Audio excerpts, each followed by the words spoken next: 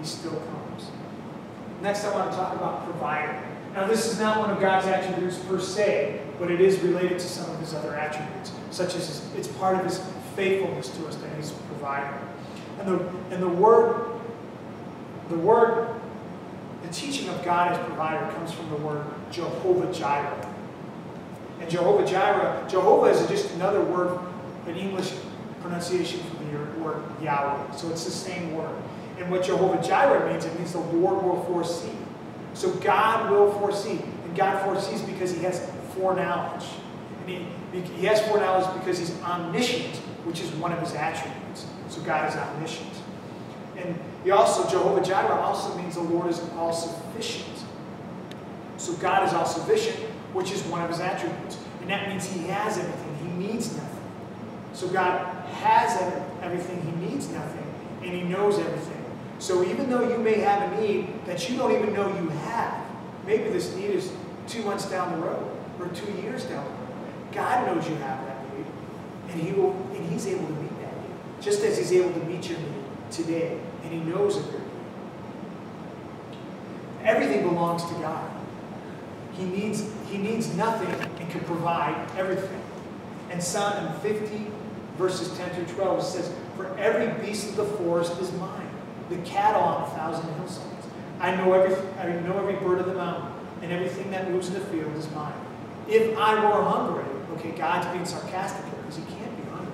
He said, "I would not tell you, for the world is mine and all it contains." So God owns everything, and he can meet your need. Jehovah-Jireh first appears in the book of Genesis, chapter 22, where Abraham was sacrificing Isaac, and God provided a ram instead. And Abraham called that, the Bible says Abraham called that place Jehovah-Jireh, for the Lord will provide. And that was, the Lord provided for Abraham, but there was also a prophecy given by Abraham, because God will provide the ultimate sacrifice for our sin, which he did in Jesus. So God provides Christ for you, for your salvation, but he also provides for you in the everyday. Think about it. His provision is all around us. We put a seed in the ground and it grows, right? And the plant grows up and the root grows down. Now, we just think about all this too commonplace, but that's a miracle.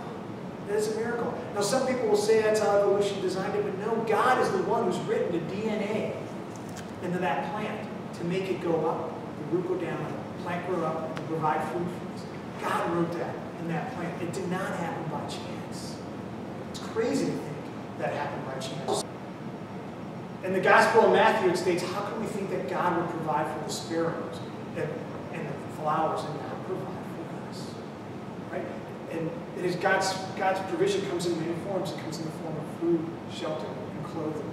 And in the Gospel of Matthew, Jesus also states that God provides the flowers with their abundant beauty. God provides us with abundance. He is a God of abundance. Think about the squirrels and all the abundance of acorns that are out there. Secular science wants us to think that the reason an oak tree produces so many acorns in the course of its lifetime is so it can reproduce itself. Come on, do we really believe that?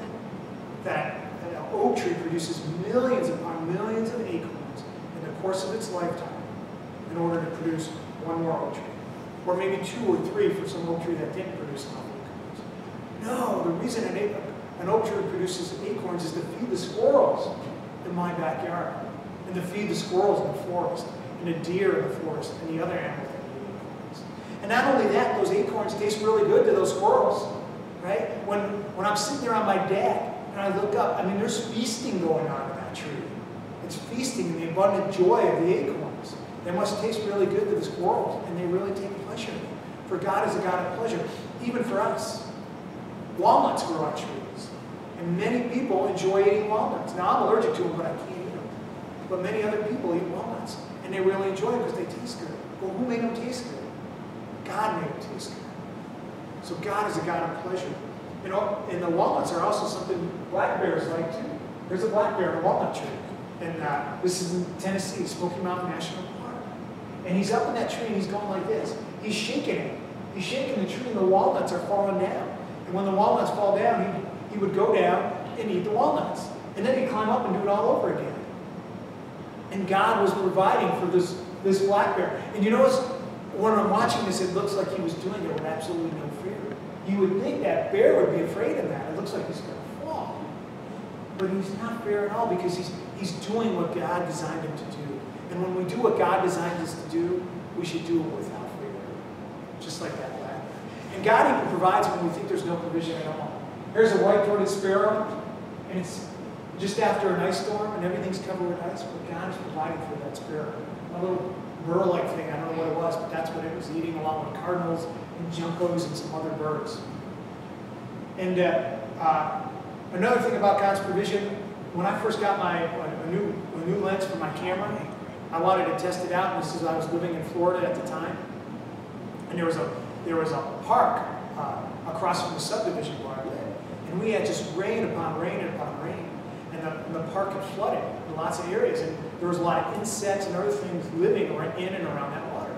Well, the birds, such as these egrets, these snowy egrets and ibises and other birds, came to feast on the insects. But you know what? They didn't just sit there with their mouth open, and the insects would fly in. No, they had to go get the insects. They had to hunt them and take them. But God provided for them because they were being birds that God made them to be. And with us, God will provide for us, but we have to go out and work. We have to do it. We have to do what God's called us to do, and He will provide for us.